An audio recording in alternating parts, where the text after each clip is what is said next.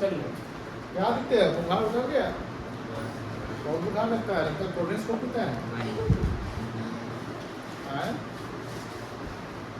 ये हेरोइन कहाँ है? देखिए बेटा, अभी लिखिए मत, समझिए। ये बहुत ही आसान टॉपिक है। आसान टॉपिक क्यों है? बिकॉज हम रूल्स ऑफ डेबिट क्रेडिट जानते हैं। आसान टॉपिक क्यों है? बिकॉज हम लोग रूल्स ऑफ डेबिट क्रेडिट जानते हैं। अकाउंटिंग यानी जर्नल एंट्री सीखना है बैंकिंग ट्रांजेक्शन का, यानी वैसा ट्रांजेक्शन जहां बैंक से लेन देन हो रहा है। बैंक से क्या हो रहा है? लेन देन हो रहा है। जैसे अगर मैं बात करूँ कि सर बैंक कौन सा अकाउंट होता है, तो आप बोलोगे सर बैंक हमारा पर्सनल अकाउंट होता है। कौन सा अकाउंट होता है? पर्सनल अकाउंट होता है। अब जब पर्सनल अकाउंट होता है तो इसका रूल्स क्या कहता है, बता सकते हैं? बोलो, रूल्स क्या कहता है पर्सनल अकाउंट का? तो थोड़ा हल्के हल्के बोल रहे। डेबिट द रिसीवर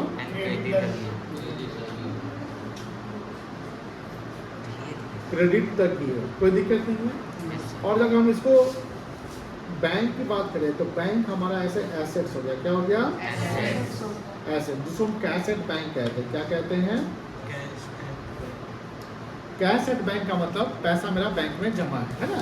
तो अब एसेट्स है, तो यहाँ पर अगर रूल्स की बात करते हैं तो यहाँ पर कि अगर मेरा जो बैंक बैलेंस अगर वो बढ़ जाएगा, अप एरो मतलब इंक्रीज करना, तो बैंक बैलेंस अगर इंक्रीज करेगा तो क्या करेंगे? डेबिट करेंगे। वही अगर बैंक बैलेंस क्या होगा?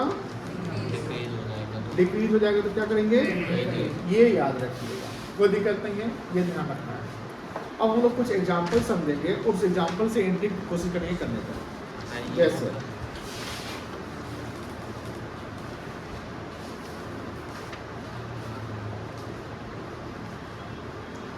पास द, अभी लिखेंगे नहीं कोई बच्चे,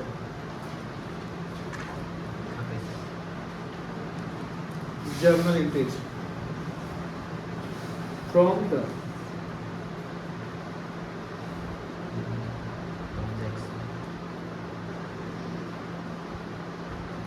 given transactions. Transaction number 1, cheque introduce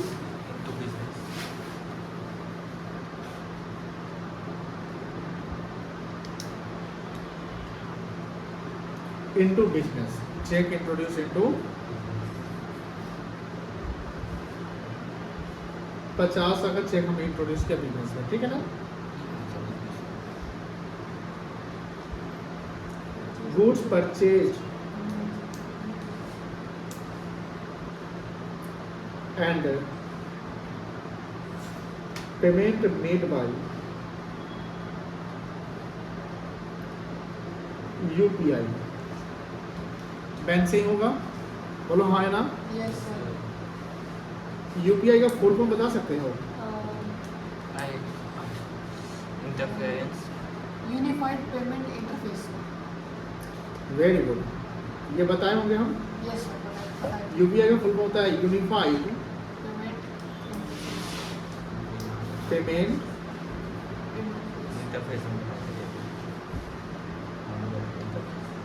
interface, ठीक है ना। यूनिफाइड पेमेंट इंटरफेस यूपीआई का क्या। थर्ड है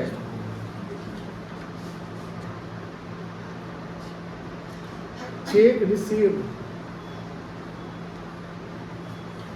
फ्रॉम संजय 10,000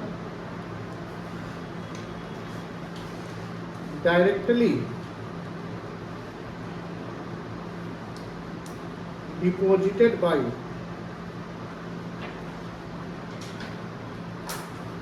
रमन। जो हमारा कस्टमर है वो क्या किया है, डायरेक्टली बैंक में पैसा जमा कर दिया।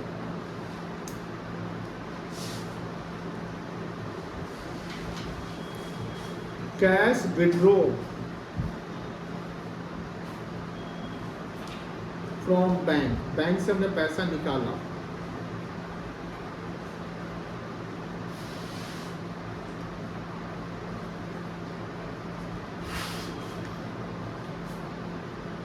Machinery purchase by check.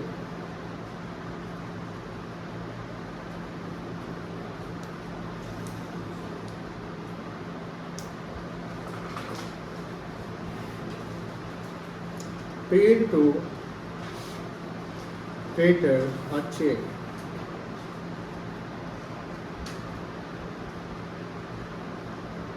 ये 8 ट्रांजैक्शन देख रहे हैं आप, 8 ट्रांजैक्शन देखो बैंक से रिलेटेड ट्रांजैक्शन है। Yes, दिख रहा है ना बेटा? yes, sir, yes, sir. कहीं पैसा बैंक में किसी के कारण बैंक बैलेंस में बढ़ रहा है और किसी के कारण बैंक बैलेंस कर रहा है घट रहा है। इसका एंट्री करना है। अब एंट्री करना है तो पहले ये समझना है कि हमें ये डेबिट क्या होगा और क्रेडिट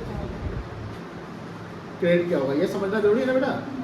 तो मुझे बताओ, जो पहला ट्रांजैक्शन है, पहला ट्रांजैक्शन दिख रहा है ना आपको, क्या लिखा हुआ है? Cheque introduce in business. Cheque अगर बिजनेस में लगाया जाएगा तो पैसे बैंक बिजनेस का बैंक बैलेंस क्या होगा? बढ़ जाएगा। तो डेबिट क्या होगा? Bank account. डेबिट क्या होगा? क्रेडिट क्या होगा?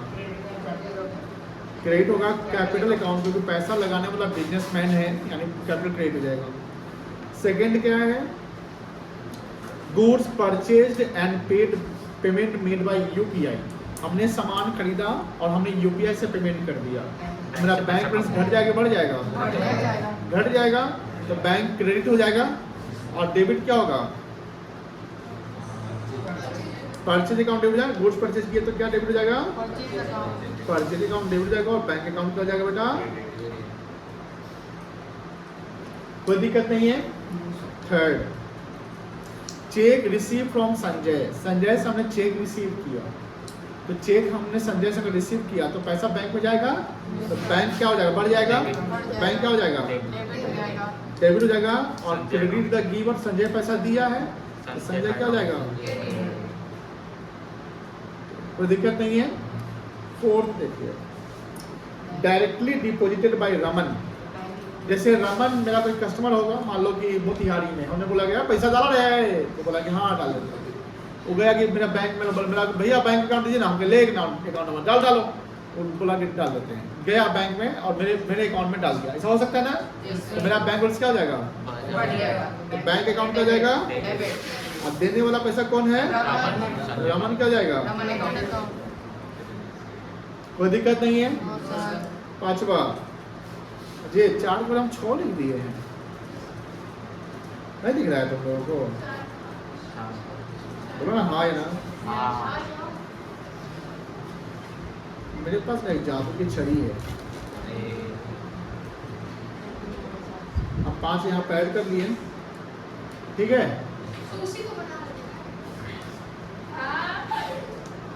सब पेन चेंज कर दीजिए, नहीं तो अमाउंट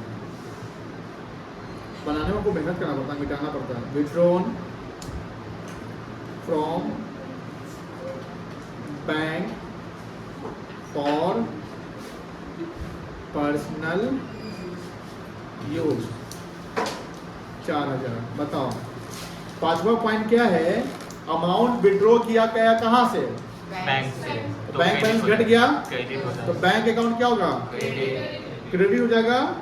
और पैसा निकाला गया किस पर्पस के लिए? पैसा यूज किया। मतलब ड्राइंग्स हो जाएगा ना। Yes, sir. तो यहाँ पर डेबिट कौन होगा? ड्राइंग से अकाउंट डेबिट हो जाएगा। समझ गए? छठा देखिए, छठा कैश विड्रॉन फ्रॉम बैंक। देखो पांचवा और छठा में अंतर है।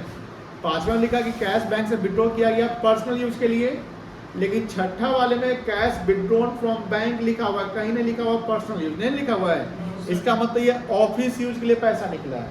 यानी बैंक गए, हम पैसा निकाल के लाए और कहाँ रखे? बिजनेस में रखे। तो बिजनेस में कैश क्या हो जाएगा? बढ़ जाएगा। तो कैश अकाउंट को करना पड़ेगा डेबिट। कैश बढ़ेगा तो कैश अकाउंट क्या करेंगे? और क्रेडिट क्या हो जाएगा? बैंक अकाउंट क्रेडिट हो जाएगा। कोई दिक्कत नहीं है। फिर सातवां, मशीनरी परचेज बाय चेक। तो मशीन खरीदेंगे तो मशीन बढ़ जाएगा। डेबिट क्या होगा?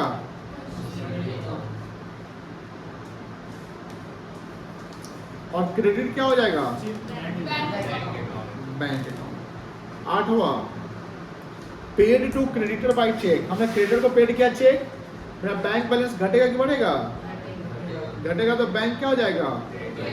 क्रेडिट हो जाएगा और डेबिट कौन होगा? वो दिक्कत से तो बोलोगे।